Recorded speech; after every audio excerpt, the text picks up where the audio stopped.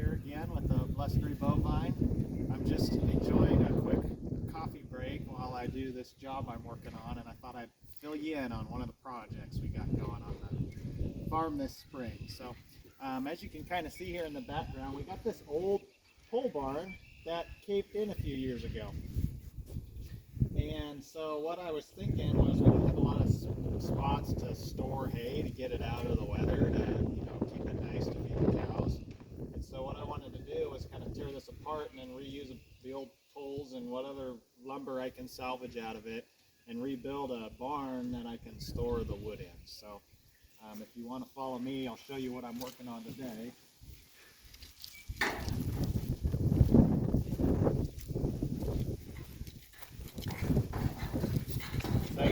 As you can see, it's a mess in here, so I'm just working on kind of getting this all cleared out. It gets pretty weedy in here, so I want to clear it out enough that throughout the summer as I'm working on it, I can bring the sheep and the goats in here and help keep the weeds knocked back. So this whole area all the way across was just filthy with the burdock, and you can kind of see it back in that wood pile there too. So this morning I was just cutting all that down. We're burning it. I'm sorting through the wood, stuff that's half decent that I think I can reuse, I'm pulling out. The stuff that's getting kind of punky and rotten, I'm just burning it.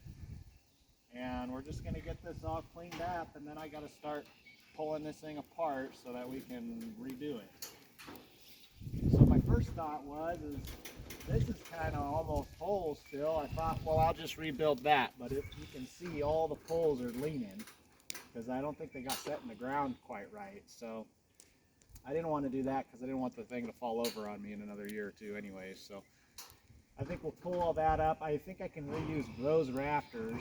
And what I'd like to do now is on this side, reuse as much of that wall as I can. There's some broken poles there, so I'm going to have to replace those. But then I'll just run a new set of poles down the middle here, and we'll just build kind of a half-open pole shed here just to get the hay in. And we're planning on getting some used haying equipment this year so we can start putting up our own hay. So I'll be able to either park haying equipment here or parking it over in the other barn where I put hay last year. So, and we'll be able to keep that out of the weather and make it last as long as possible that way. So, but that's what I'm doing. Pulling out wood. I'll start pulling out tin. Do a lot more burning in here.